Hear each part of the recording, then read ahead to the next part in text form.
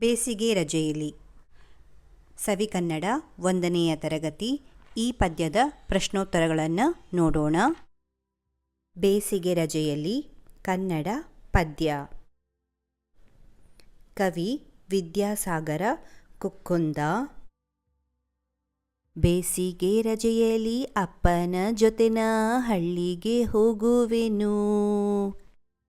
ಬೇಸಿಗೆ ರಜೆಯಲ್ಲಿ ಅಪ್ಪನ ಜೊತೆನ ಹಳ್ಳಿಗೆ ಹೋಗುವೆನು. ಬೆವರನ್ನು ಸುರಿಸುವ ರೈತರ ಜೊತೆಯಲ್ಲಿ ನಾನು ದುಡಿಯುವೆನು. ಬೆವರನ್ನು ಸುರಿಸುವ ರೈತರ ಜೊತೆಯಲ್ಲಿ ನಾನು ದುಡಿಯುವೆನು. ಮುಗಿಲನೆ ಮುಟ್ಟುವ ಎತ್ತರ ದನಿಯಲ್ಲಿ ಹಾಡನ್ನು ಹೇಳುವೆನು. ಮುಗಿಲನೆ ಮುಟ್ಟುವ ಎತ್ತರ ದನಿಯಲ್ಲಿ ಹಾಡನ್ನು ಹೇಳುವೆನು. ಜಗದಲ್ಲಿ ನಡೆದಿಹ ಕೌತುಕ ವಿಷಯವ ಅವರಿಗೆ ತಿಳಿಸುವೆನು.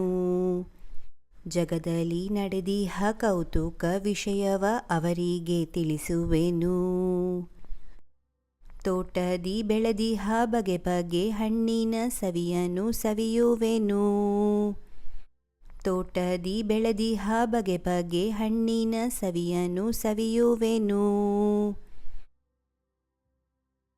ಹಚ್ಚನೆ ಹಸುರಿನ ಸುಂದರ ಸೃಷ್ಟಿಯ ಸೊಬಗನು ಕಾಣುವೆನು.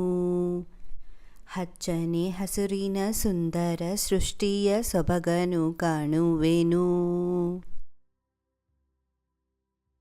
ಕೇಳಿದ ಪದಗಳು: ಬೇಸಿಗೆ, ರಜೆ, ಹಳ್ಳಿ, ಬೆವರು, ರೈತ, ದುಡಿ, ಮುಗಿಲು, ಎತ್ತರ, ದನಿ, ಹಾಡು, ಜಗ, ಕೌತುಕ, ವಿಷಯ, ತೋಟ, ಹಣ್ಣು, ಸವಿ, ಹಚ್ಚನೆ, ಸುಂದರ, ಸೃಷ್ಟಿ, ಸೊಬಗು.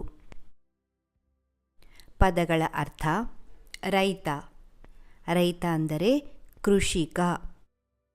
ಮುಗಿಲು, ಮುಗಿಲು ಅಂದರೆ ಆಕಾಶ. ಸವಿ, ರುಚಿ. ಸೊಬಗು ಅಂದರೆ ಚಂದ. ಪದ್ಯದ ಸಾಲುಗಳಲ್ಲಿ ಬಿಟ್ಟಿರುವ ಪದವನ್ನು ಮಕ್ಕಳಿಂದ ಹೇಳಿಸಿ. 1. ಅಪ್ಪನ ಜೊತೆನ ಡ್ಯಾಶ್ಗೆ ಹೋಗುವೆನು. ಹಳ್ಳಿಗೆ, ಹಳ್ಳಿಗೆ. 2. ಎತ್ತರ ದನಿಯಲ್ಲಿ ಡ್ಯಾಶನ್ನು ಹೇಳುವೆನು. ಹಾಡನು, ಹಾಡನು ಹೇಳುವೆನು. ಅಪ್ಪನ ಜೊತೆನ ಹಳ್ಳಿಗೆ ಹೋಗುವೆನು. ಎತ್ತರ ದನಿಯಲ್ಲಿ ಹಾಡನು ಹೇಳುವೆನು. ಬಗೆ ಬಗೆ ಹಣ್ಣಿನ ಡ್ಯಾಶನ್ನು ಸವಿಯುವೆನು. ಉತ್ತರ: ಸವಿಯನು, ಸವಿಯನು. ಬಗೆ ಬಗೆ ಹಣ್ಣಿನ ಸವಿಯನು ಸವಿಯುವೆನು. 4. ಬಿಟ್ಟ ಪದ: ಸುಂದರ ಸೃಷ್ಟಿಯ ಡ್ಯಾಶ್ ಕಾಣುವೆನು. ಸೊಬಗನು, ಸುಂದರ ಸೃಷ್ಟಿಯ ಸೊಬಗನು ಕಾಣುವೆನು. ಪ್ರಶ್ನೋತ್ತರಗಳನ್ನು ನೋಡೋಣ. ಆ. ಮಕ್ಕಳಿಗೆ ಪ್ರಶ್ನೆ ಕೇಳಿ ಉತ್ತರ ಹೇಳಿಸಿ.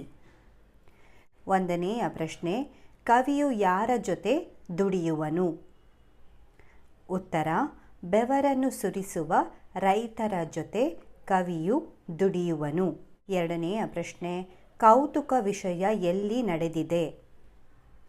ಉತ್ತರ: ಕೌತುಕ ವಿಷಯ ಜಗದಲ್ಲಿ ನಡೆದಿದೆ. 3ನೆಯ ಪ್ರಶ್ನೆ: ಹಳ್ಳಿಗೆ ಯಾವಾಗ ಹೋಗಬೇಕು? ಉತ್ತರ: ಬೇಸಿಗೆ ರಜೆಯಲ್ಲಿ ಹಳ್ಳಿಗೆ ಹೋಗಬೇಕು.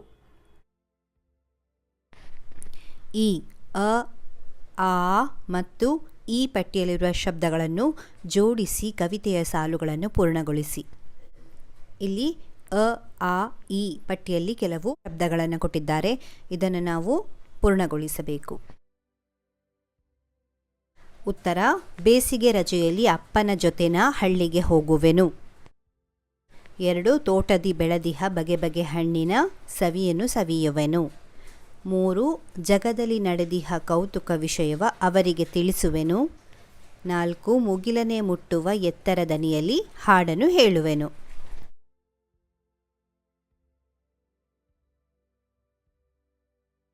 ಈ ಕೆಳಗಿನ ಸಾಲುಗಳನ್ನು ಮಕ್ಕಳಿಗೆ ಹೇಳಿ ಅವರಿಂದ ಹೇಳಿಸಿ. 1.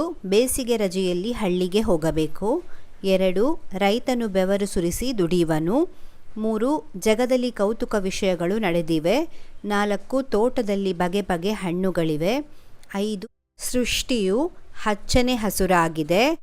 6. ಹಾಡನ್ನು ಎತ್ತರ ದನಿಯಲ್ಲಿ ಹಾಡಬೇಕು.